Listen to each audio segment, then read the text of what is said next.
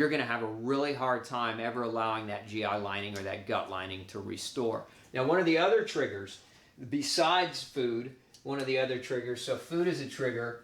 We can say that medications are a major trigger. There are a lot of different medications that can damage the GI tract. So whereas if gluten can actually damage tight junctions. So grain can damage tight junctions, can knock them out. Medications, depending on which ones we're talking about, if we're talking about antibiotics can knock out the microbiome.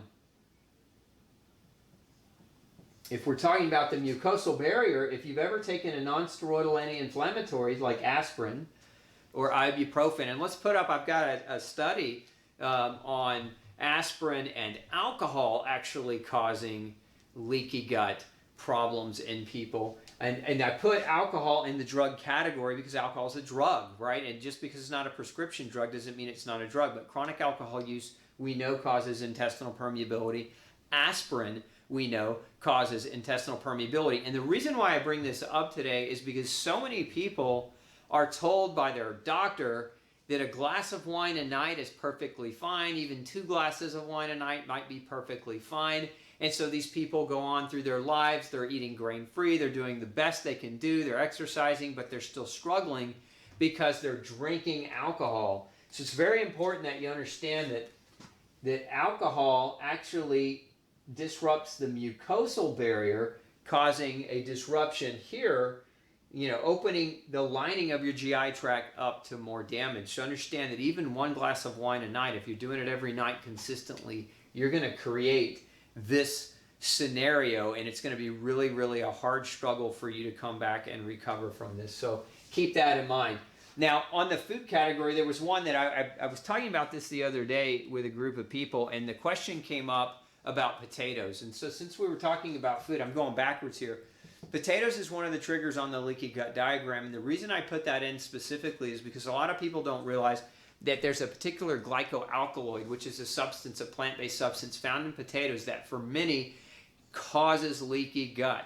And the people that generally will see this with are the ones that when they eat potato, they have a lot of joint pain or muscle stiffness or aches. So if you find that when you get potato and it creates pain and stiffness, it's probably because the glycoalkaloids in that potato are creating the damage to your gastrointestinal barrier. So we separate that out as a category simply because it's one of those unknown, very little talked about or very little discussed categories, and people just need to be made more aware of it.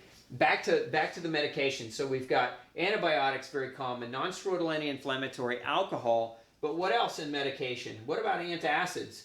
So if you're taking Tums or Rolaids or Prilosec or Nexium or Tagamet or Zantac or Prevacid, any of these medicines that block acid production, remember, you're taking out the entire first barrier of the GI tract when you're taking those medicines. And a lot of people, what they do is they say, oh, I'm going to eat this food, but I know I'm going to get heartburn. So instead of not eating the food, they say, I'm just going to take the medicine and I'll put up with the problem later down the road. That's a mistake. Don't do that. It's a horrendous mistake because long-term antacid use doesn't just disrupt this barrier.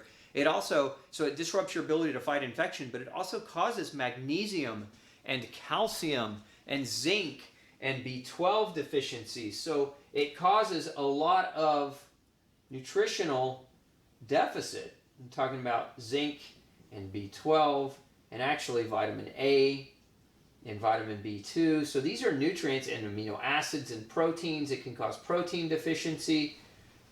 All of these nutrients right here require that acid in order to be absorbed. And so if you're inhibiting your stomach acid, right, because you have poor food choices and you're just trading poor food choices for the medicine, you got to realize that comes with all these other problems.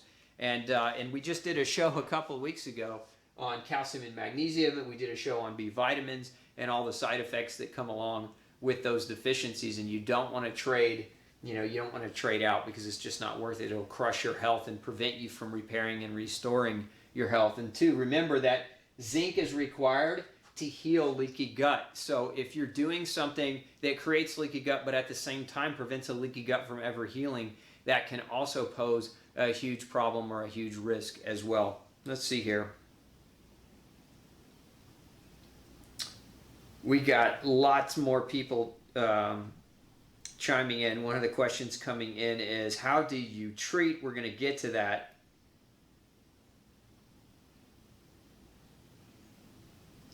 Okay.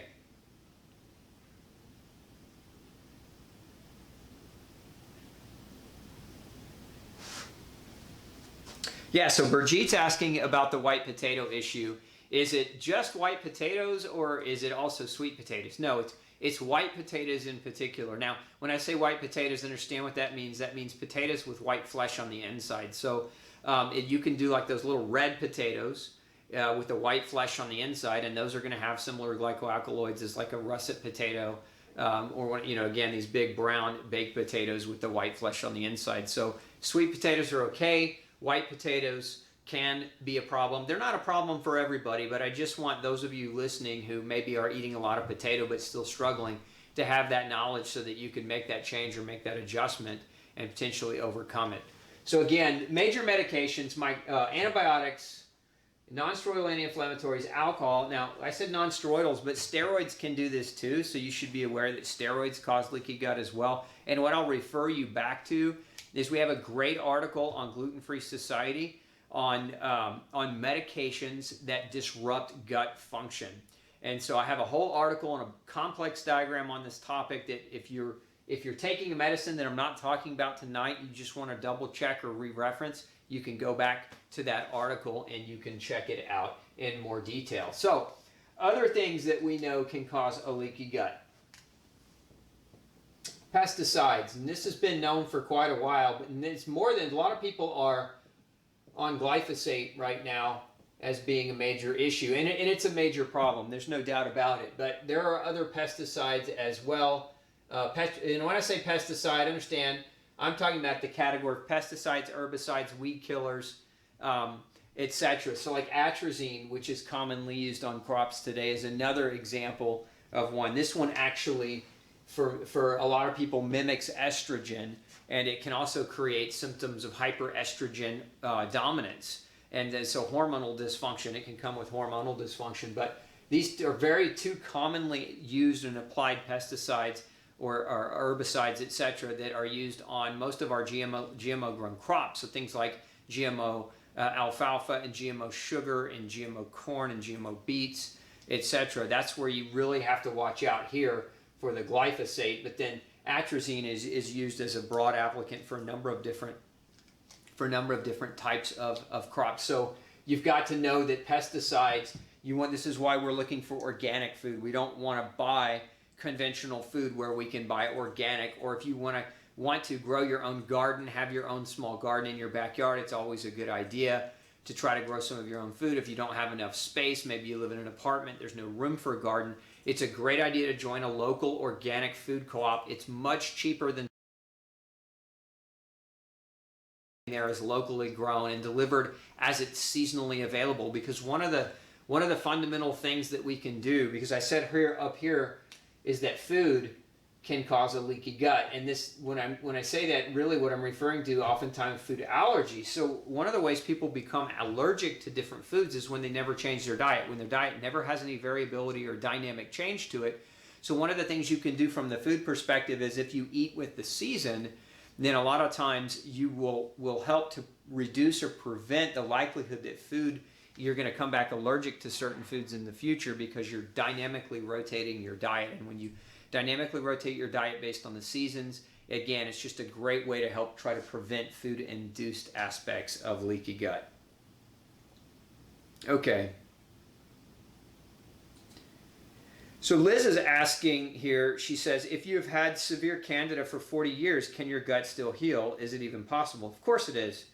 Absolutely it's possible. And you have to start, the number one, I can't emphasize this enough, the number one component for all healing starts in your mind with this word right here, hope. If you don't have hope, by definition, you are hopeless. And when you're hopeless, there is no hope. And without hope, you're not going to heal. So understand that Liz, healing is possible. It doesn't matter how long you've been sick. Healing is possible. Your body has the power. It has the intelligence. It has the strength within it. You just have to remove the triggers. You have to remove the factors. You have to remove the things that are contributing to that chronic illness. And that part of that is your education. So know that there is hope to heal, even if you've been chronically sick for as long as 40 years. Oh, I love this question. Doris says, what does leaky gut have to do with Crohn's, and what is your take on Humira? So Crohn's is an autoimmune disease. It's an inflammatory autoimmune disease of the large intestine. And, well, I mean, Crohn's causes leaky gut. The inflammatory damage that's there rips holes in the gut lining. So, you know, this goes back to which came first, the chicken or the egg. Did the Crohn's create the leaky gut, or did the leaky gut damage for so long lead to the inflammatory response that led to a Crohn's-like appearance when you had your scope done? And nobody can really answer that question. What's important to understand is that it's chicken and egg. You have to address the leaky gut, and you also have to address the inflammation at the same time. Now, part two of that question was, what about Humira? What's my opinion on Humira? My take on disease-modifying anti-rheumatic drugs as well as immune suppressants or biologics is that you should not take them unless you want to have cancer. Now, if you want to have a future with cancer in it, these drugs work really, really well at that outcome. So I don't recommend them unless your life is in such jeopardy that you're in the hospital and you're bleeding so much out of your intestine that if you don't take the biologic or you don't take those types of immune suppressing medications, that you'll bleed to death. So you would use it for stability, for control of the inflammation, but you would also want to make sure that you're addressing the food triggers and the medication triggers and the pesticide triggers and the plastics and the chemicals in your food triggers. Like, all those things become very, very important. Again, if we can get back that picture of the 9 triggers for leaky gut on the screen where you can really look at what those triggers are, because if you're suffering with Crohn's and you haven't looked at those triggers, then you should get your doctor immediately in and on board with measuring for those things. And if your doctor doesn't want to do that, and a lot of times they don't, then it's time to get another doctor to work with you on identifying what those triggers are so that you can empower yourself to make that change.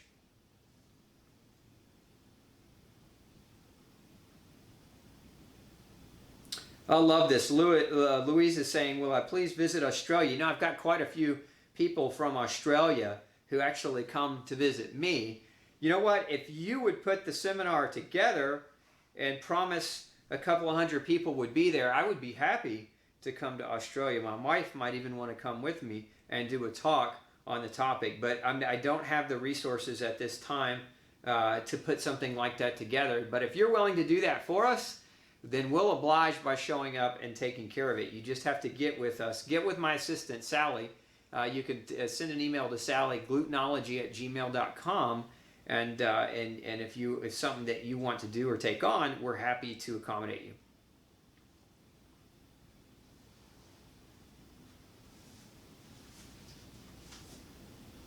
So the question from Chris is, I don't understand the mechanism of food allergies if you eat them repetitively. Can you explain again? It's more or less what happens is when you have a leaky gut, Chris, and you're eating the same foods repetitively, those food proteins are leaking across the barrier. Remember, what's behind the barrier is the GALT, the gastro-associated lymphoid tissue. So you've got food proteins that are leaking into your immune system. And understand this, food proteins are supposed to be properly vetted by your GI cells. So these cells are supposed to properly vet those food amino acids and proteins as they're coming in.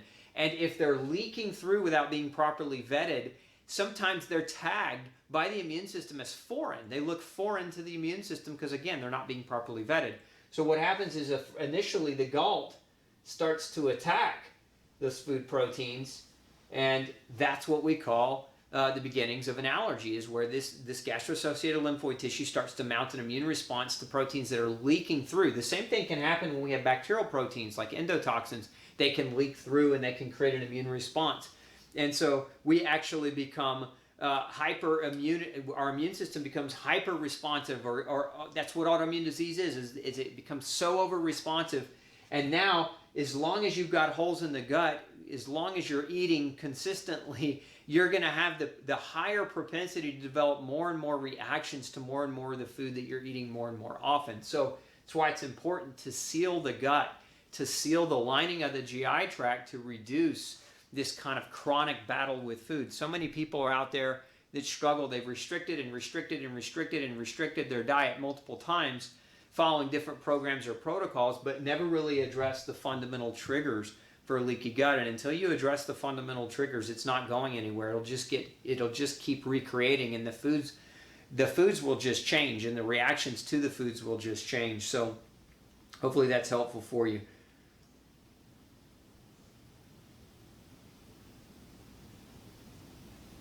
So Mark is asking, this is a good question. I've had Candida, heavy metals, Lyme, and Epstein-Barr. Is it best to go after heavy metals first, since Candida holds heavy metals as well? Not in my experience, Mark. It's in my experience, and I know a lot of people, there's a lot of doctors that might disagree with me, but frankly, I've got 18 years of clinical experience, and I've seen this repetitively over and over and over again. So, every doctor is going to have a different take on this. My experience is that it's better to actually go after yeast first. Yeast steal methyl groups. One of the problems when your body is being robbed of methyl groups, methyl is part of how you detox heavy metals. So if you've got yeast that are using up all of your methyl groups, stealing all of your methyl groups, and any of you who've ever had genetic testing done for MTHFR and MTR and MTRR, different genes responsible for methylation, and you have mutations in these genes, you're the individuals that are going to really, really struggle if you've got a yeast overgrowth, because your methyl groups are being stolen, so you're not detoxifying very well. And remember, how do we detoxify heavy metals? We need methyl groups to do that. So if you don't, and that's why yeast is really, in my opinion, one of the easier things to get rid of. Heavy metals take a lot longer. It can take 2 years to really get rid of heavy metals. And if you've got a yeast overgrowth, you don't want to wait 2 years dealing with a heavy metal issue before you've dealt with a yeast issue. So in my experience, as well as in my opinion, it's always better to get rid of yeast before breaching or trying to go after metal. Okay, what are my thoughts on lectins in food? Lectins exist in a lot of different foods, and they can be, for many people, lectins can be digestive disruptive. They can be immune stimulating, and so if you've got chronic autoimmune disease, lectins can also be a problem. Where we tend to find a lot more lectins, or heavier quantities of lectins, are in the skins of things. So for example, the cucumber has got lectin in it, but a lot of those lectins are in the skin of the cucumber. That's why some people will shave that skin off, and it will reduce the symptomatic response they might have to eating that cucumber. But lectins can be a problem, and they're not a problem for everyone, but they can certainly be a problem for somebody whose gastrointestinal tract is compromised with intestinal permeability. So yeah, good question.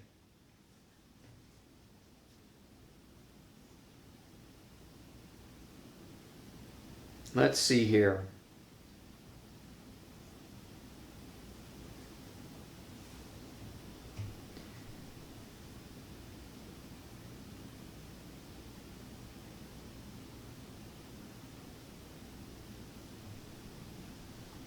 Okay, so some of you, I could see, are getting a little bit agitated.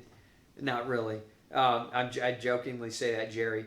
You still have not said how you diagnose it. The way you diagnose leaky gut, and Alan, if you could put back up again those triggers for those watching, is you start by isolating and identifying where these 9 triggers are coming from, because these triggers are going to cause leaky gut in almost anyone who's exposed to them consistently enough over time. So there's not a great test. So if we run a test, for example, there's a lactulose mannitol test, which is a sugar absorption test. It's not real accurate. It's not always accurate to assess leaky gut. There's another test that measures in your bloodstream antibodies to something called lipopolysaccharides, or LPS, which can be byproducts of bacterial endotoxins, and certain bacteria are known to create leaky gut. But these tests, look, there are a lot of reasons why you can have leaky gut. So these tests are not accurate if you run this test or that test only. Really, to diagnose and to really get an idea for whether leaky gut is going on, you have to assess whether or not the triggers are happening. So you measure for food allergies. Very critical to measure for gluten sensitivity. Important when you're measuring for gluten sensitivity to measure genetics, not to measure blood antibodies, because they're misleading. So again, let's find a little space to ID leaky gut. We test for, number 1, food allergy.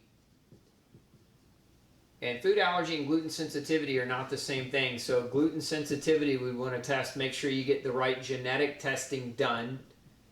if you really want to know whether you're gluten sensitive, because it's not the same thing as a food allergy. You want to measure your microbiome.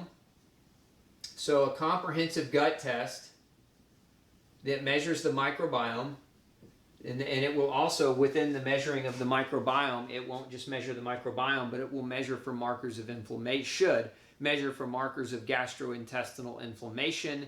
It should measure for something called short-chain fatty acids, which are the fuel source for your gut. It's how your gut cells create energy so that they can make new cells to replicate themselves as they get old. Remember, your gut lining repairs itself every 2 to 7 days, so it's a relatively quick healer if you can rule out all of the different triggers. But you want to measure, again, your microbiome. You want to measure inflammatory markers. You want to measure for things like abnormal bacteria, pathogenic bacteria, worms, or parasites. You want to measure for things like yeast overgrowth. These are all important to rule out because they're all parts of the trigger.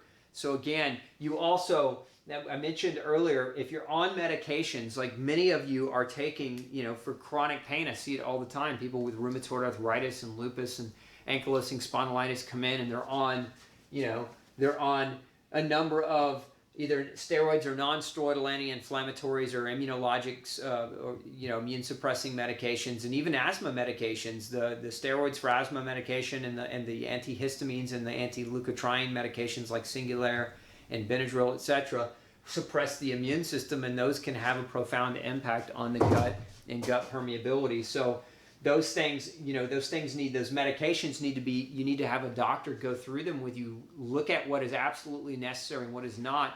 And if you're struggling, you need to work on a plan with your doctor to wean yourself away from those medications slowly or as necessary to make sure that you're removing the ones that we know can trigger gastrointestinal damage or alter the microbiome. So that becomes a very, very important part of this process. So again, you're measuring the predominant triggers or the primary triggers. Now, there are certain things like, for example, processed food, processed sugar, we know is going to cause leaky gut. You shouldn't eat it. There's a rule in nutrition. You can't get healthy eating food that isn't healthy. So that should be your litmus test before you put anything in your body, anything in your mouth. You should ask yourself that question and answer yourself honestly. A lot of people just lie to themselves. Oh, I can do it today. I can get away with it. And you really can't. When you're trying and you're struggling with chronic illness, you really can't get away with it. You've got to be diligent to get this repair mechanism working, to get this recovery going. So you want to measure food allergens, you want to measure chemicals. I like to measure food additives. I like to measure other chemicals that people can be exposed to through the air or through water, because those can also be triggers for leaky gut. You want to rule out infection in the GI tract. You want to make sure the microbiome is intact, so you want a test that can measure the microbiome. And you also want to make sure that you're looking at the other environmental triggers. Again, external chemicals that could be potentially in the perfumes that you're using, or chemicals that you're maybe putting on your body, your soaps, your detergents, your shampoos, your cosmetics. Those things can leach through and create disruption in the immune system that can contribute to intestinal permeability. So you want to measure all those things, because it's all of those things that trigger the leaky gut. So if you know what you have going on, then you can then address what is unique to you. See, a lot of people think about leaky gut as this one entity or this one problem that is singular in nature and has, one reason that it exists, but it has multiple reasons why it can exist. So you can't just run a simple test that's going to tell you, yep, you have leaky gut, because it can be caused for too many different reasons. So you have to look at all the triggers simultaneously if you really want to identify what your leaky gut is being caused by and how to assess your leaky gut as an individual. Again, I can't overemphasize that enough, because so many people come to see me. They've been on leaky gut protocols and programs. They've done bone broth. They've done superfoods, and they're still struggling. And the reason they're still struggling is because they never had anyone look at the triggers. And again, those triggers, why I created that comprehensive diagram for you, and depending on which one we have up, there are references underneath that diagram. Again, for those of you who are nerds and like to read more and really like to get the science, that's there.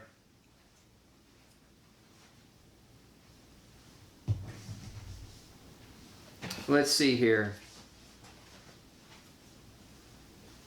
So this one's a good one. Mark's chiming in saying, thank you. My biggest issue is I have to see my chiro 6 days a week. Reason is he has to pull my stomach down, always adjust valves as I have horrible chest pains and trouble breathing. Yeah, I mean, testing for H. pylori would be a great idea if that's what's going on. I mean, Mark, the other thing is you can have a physical problem. Remember, there's, all these triggers that we're talking about today, these 9 triggers are predominantly biochemical triggers. They're chemical triggers, things that come into your body that alter your chemistry that can affect your GI lining.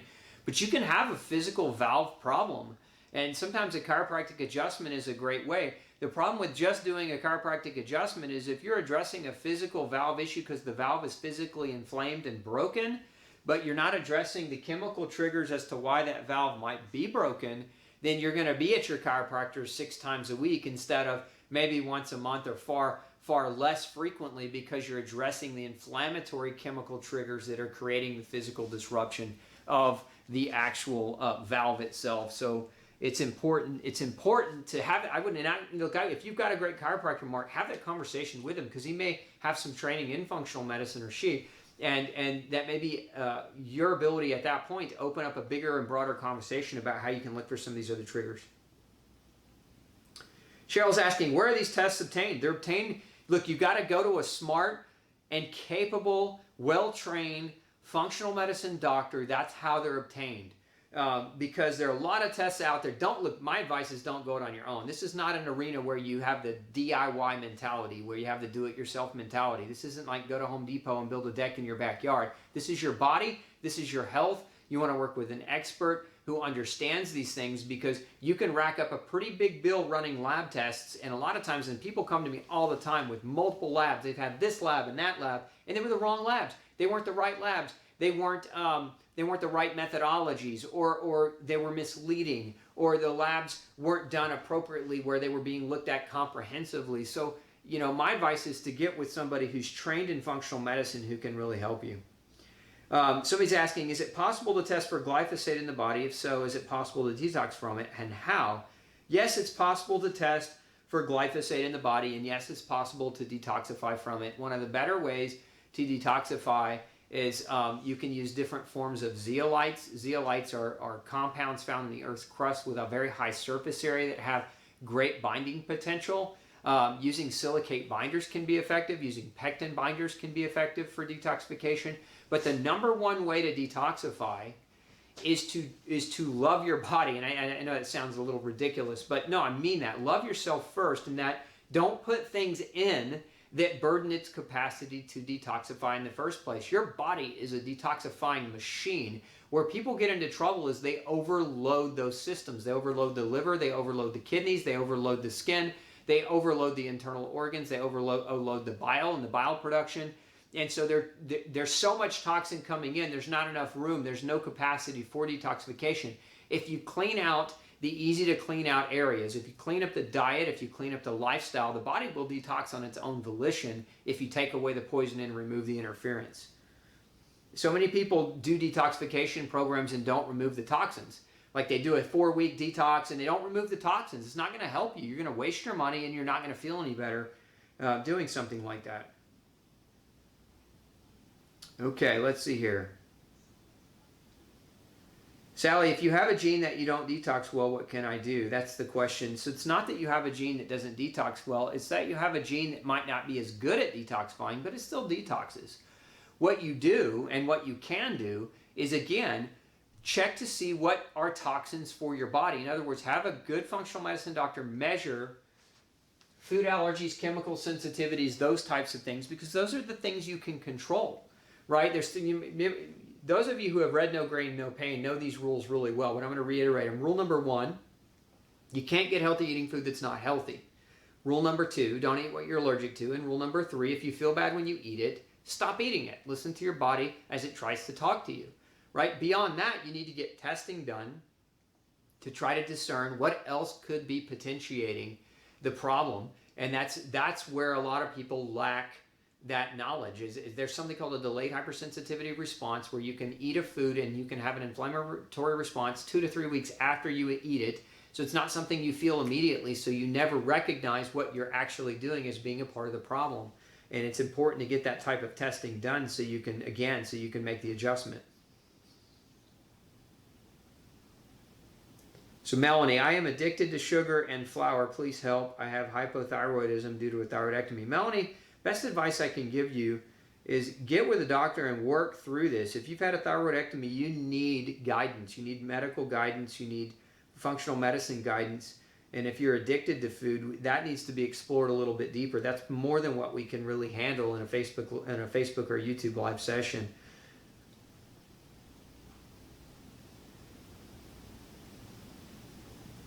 Okay, let's see. You know, I don't like to comment about particular lab tests. Several of you are asking me about a particular lab company and lab test.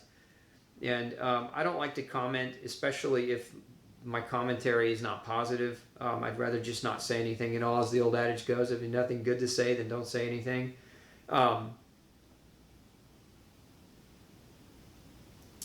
Will insurance pay for it? Probably not. Insurance is one of those areas where, you know, you should really, my opinion on insurance is fire your insurance company and save your money and spend it on high quality food and high quality lifestyle behaviors, and you won't have the need for that insurance. So removing metal fillings, I like this question because it does. Mercury fillings can pertain to leaky gut. What do I think about it? I think before you remove mercury amalgams, you need to test yourself for mercury toxicity and see whether mercury is even a problem. Sometimes the mercury fillings can be, the silver amalgams can be the most stable of amalgams, and they're not always leaching or always breaking down. But test for mercury toxicity doing what's called a pre and post provocation test first. And that way you can see whether or not you need to prioritize getting those fillings out. And if you're going to do that, I will get with an environmental dentist. You can go to IAOMT.org and you can find specific dentists who are trained in environmental dentistry, where they're going to be a little bit well versed in how to properly remove a silver amalgam without contaminating you with more mercury.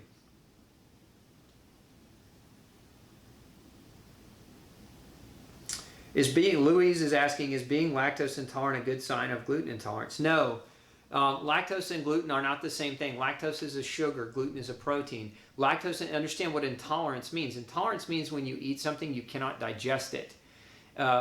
Whereas a gluten sensitivity is deeper than that. It's an immune response. It's also, in a sense, it's a digestive damage response. So the definitions are subtly different. I have a great video on the topic of sensitivity versus allergy versus intolerance that you might want to watch, Louise. If you go to glutenfreesociety.org, at the top of the page, there's a video called Gluten, What Is It? And I dive into the differences between intolerance and sensitivity, etc. It might be really helpful for you to understand that. And we may be getting that pinned up here just shortly for those of you in the feed who want to know more about it.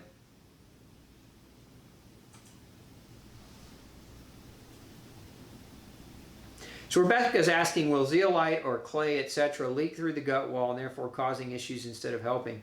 It can. Look, it's not, this is why I don't recommend just take this generic detoxifying binding agent just because.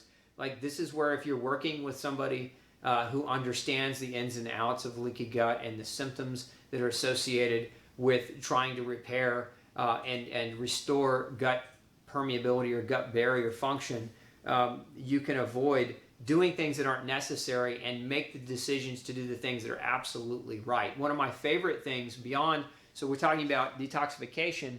If you want to know what my number one weapon against detoxification is, and taking it won't hurt you at all, unlike some other kinds of supplements, you can take them and sometimes they can hurt you and not help you. It's a supplemental called Immune Shield. And what Immune Shield is it's concentrated antibodies. It's basically, it helps support this right here. And what these antibodies are designed to do, and they've been shown in study after study to help seal leaky gut, to help seal the barrier, if you've got bacteria, yeast overgrowth, to bind to the toxins that those bacteria and yeast can produce and help you flush them out.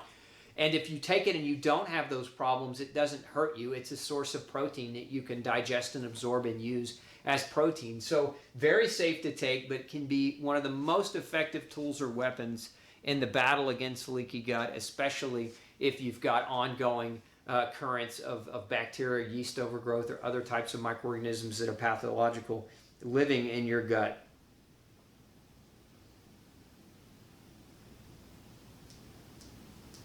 Does yogurt culture help heal your gut? In my opinion, look, they can. The problem with yogurt cultures depends on this. So we all talk about, like, if we're talking about eating certain types of animals, like eating beef or eating fish or chicken, we always talk about what they're being fed, right? Like, what do we feed the cow? We don't want to eat grain-fed cow meat because the omega-6 concentration of that meat is so high it can contribute to inflammation. So that's one of the reasons why we buy grass-fed beef. Well, what are you feeding your bacteria? In a lot of these dairy-based cultures, the food for the bacteria is a form of sugar. And so it depends on the dairy that's being used, because there are different qualities of dairy. If, for example, there's A1 milk and there's A2 milk. Another example would be there's some milks that are processed and highly pasteurized, and so you're adding into a culture, you're basically feeding bacteria milk that isn't good enough for you to eat or for you to drink. So why would you try to create fermented food out of it? So it depends. A lot of it depends on the source of where the dairy is coming from, but it also depends on whether or not you're allergic to dairy. Again, going back to measuring food, because there are people that, I've seen heal leaky gut as a result of eating very densely rich probiotic-based dairy products like kefir. And there are people that are allergic to dairy that if they try to do that, it's going to wreck them. So it's not, I'm sorry, it's just not as simple of an answer as a yes or a no. And this is where you want to have the right testing done to determine whether that's a good move for you.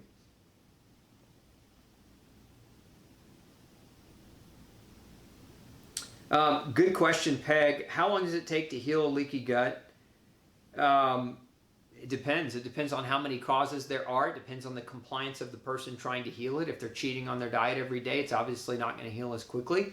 It depends on what's causing it. If there's an aggressive infection, like a very aggressive Klebsiella or Pseudomonas, and it's not as responsive to certain agents that you're trying to potentially treat it with, then it may take longer. It varies from person to person. There is no 2 weeks or 3 weeks answer. It varies from person to person depending on what the triggers are and how compliant the person is at trying and making the attempt to get rid of the triggers. It also depends on how sick the person is, because generally the more compromised and the more sick someone is, the longer it takes for them to recover and come back from that illness. So think of it like this. The average person with an autoimmune illness takes 18 months to 3 years to recover. Now that's to recover. That's not to feel somewhat better or slightly better. That's to recover. So if you're trying to figure out how long does leaky gut take, generally in my experience, most people get around getting their gut fixed in the first 6 months. And if you're not getting it done in that time frame that quickly, then you're probably missing a potential key element as to why it's there in the first place.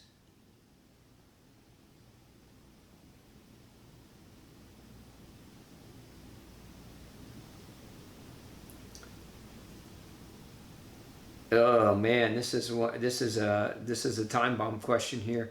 If a child was not breastfed and only fed on carnation milk powder for the first year of life, I feel sorry for that child. Would that damage its gut development and cause all of these issues? Leaky gut, lactose intolerance. It certainly wouldn't help. But again, we can't have a fatalistic attitude. This has got to come first, hope. So we don't, just because the first year of life the gut may have been damaged by the wrong type of food doesn't mean that this child can't come back and make a recovery. So keep that first and foremost. Don't dwell on what was done in the past. Dwell on what can be done in the future to improve the health.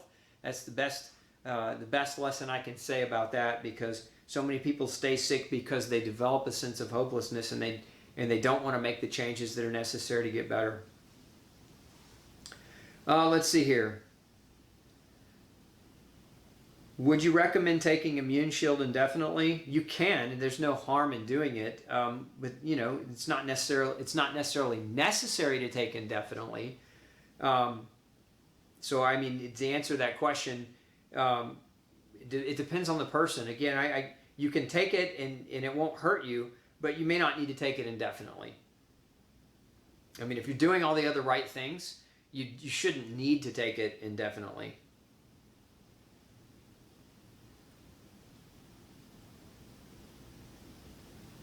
Okay, I'm glad this question's coming up. Natasha's asking, how does Epstein-Barr in the past, antibodies to Epstein-Barr, contribute or potentially create this problem?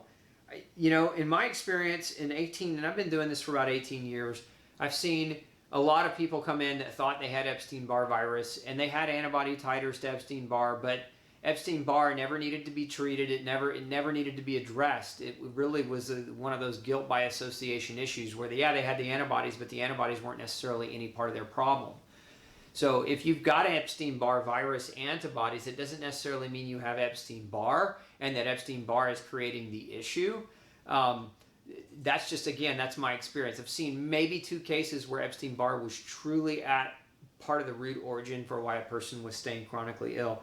And about 65 to 70% of the adult population in the United States would test positive for Epstein-Barr. So when you see those Epstein-Barr antibody tests come back positive, you know, don't just jump into that as the sole reason as to why your problem might exist. You have to interpret that type of result with a little bit of caution. Rebecca, I've heard leaky gut will never heal if you have adrenal and stress problems. Your thoughts? Depends on how bad the adrenal and stress problems are. I mean, understand that if you're under chronic stress, it's one of the fastest and easiest ways to shut down the healing process is to overproduce cortisol. And that's what happens when you're under chronic stress. And cortisol is a corticosteroid. So what did I say earlier about steroids creating leaky gut? You can make your own steroid that can contribute to a pre-existing leaky gut from healing. So the answer is yes, chronic stress can do that. So part of this pathway is if you're under chronic stress, you've got to identify where that stress is coming from. So whether it's physical stress or emotional stress or whether it's biochemical stress from foods or infections, that all has to be looked at. It all has to be addressed. Okay.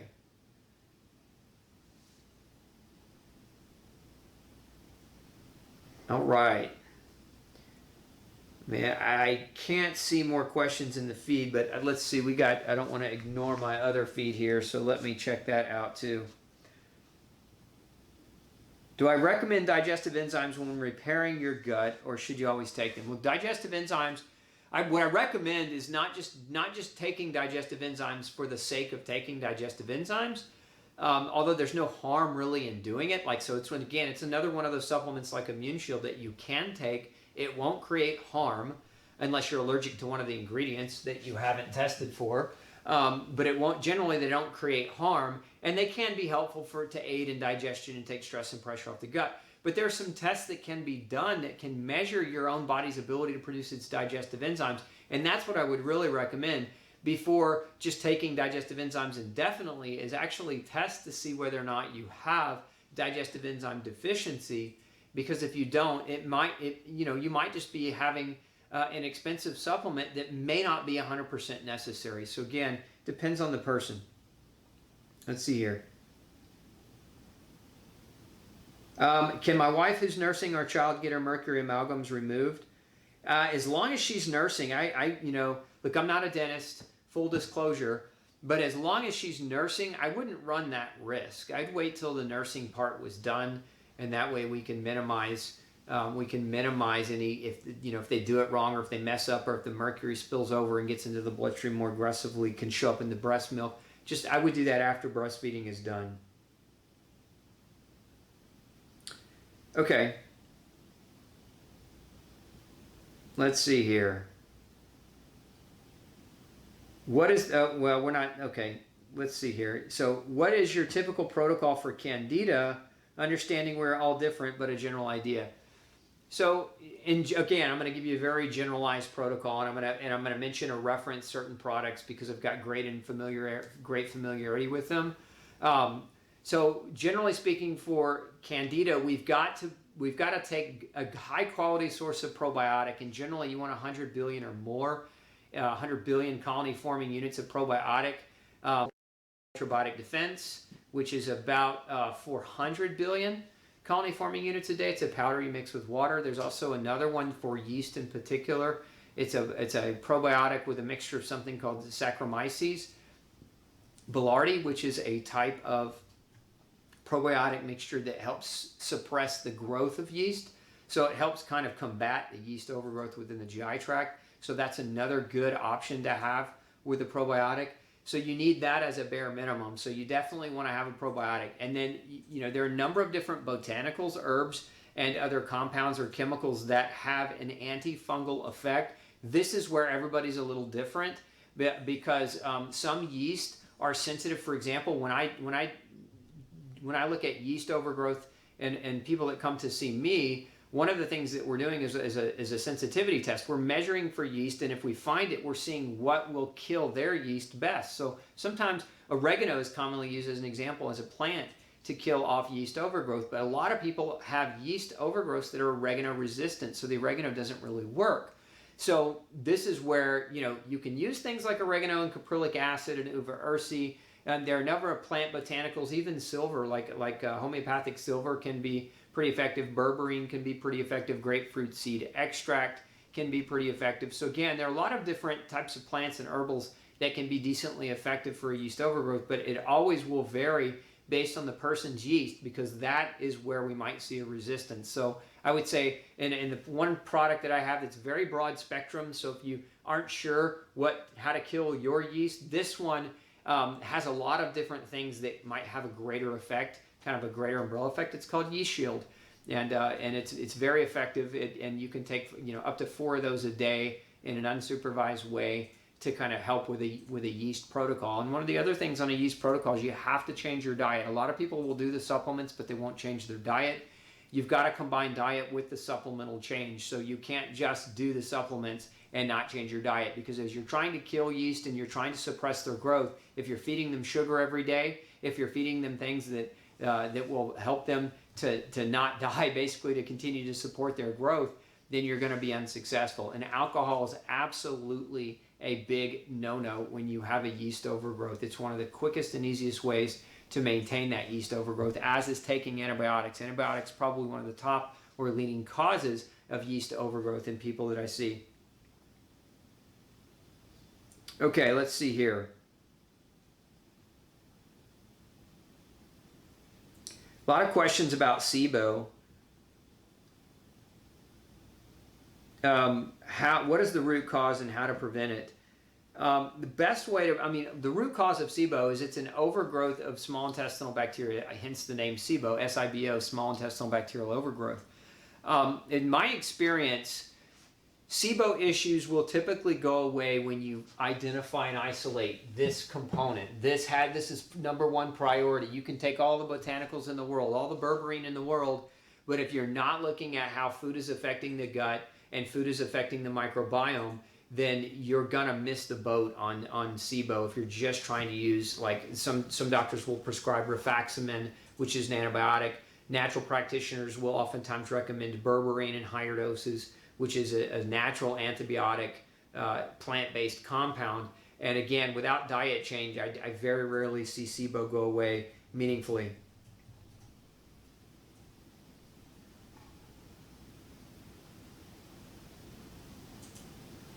I like this question. Does leaky gut come after Candida, or is Candida a result of leaky gut? It's rhetorical, chicken or the egg. It doesn't matter. If you've got both, you have to address both. If you've got one, you have to address the one. So the answer is both, in that leaky gut can compromise the immune system well enough to allow for a yeast overgrowth, and vice versa. Yeast overgrowth can actually secrete, the yeast can secrete endotoxins that can damage the gut wall that can create a leaky gut. So it's both. All right, I think I've got them all answered. Yeah, we're running over, so we'll have to catch it. So again, if you guys want to tune in and learn more, make sure you're subscribing to the feed. You can subscribe if you're watching on Facebook. You can subscribe. Make sure you click the gear button so that you get notified. Every Monday night is when we like to do these events. Sometimes it changes, so if you hit the gear button and get notified of when we're going live, you'll always have that early notice so that you can plan your calendar accordingly. Make sure you also subscribe to our YouTube channel. That's youtube.com/glutenology. And again, if you haven't already, go over to glutenfreesociety.org, sign up for our free gluten-free survival kit. It's just a lot of wonderful information that can help you start changing your diet in a meaningful way that can move the needle in your health. And if you don't have your copy yet of No Grain, No Pain, make sure you pick that up. And if you pick it up, send us your receipt. If you go to nograinnopaiNbook.com and send us your receipt on that website, We'll send you a lot of free gifts. One of them is all about leaky gut. We've got an entire 70-page manual on how to overcome leaky gut. So we will see you next week. If you've got topic ideas that you'd like to see us cover in the future, make sure you email us, glutenology@gmail.com. We're happy to entertain your topic requests and ideas. Have a great week. We'll see you next time.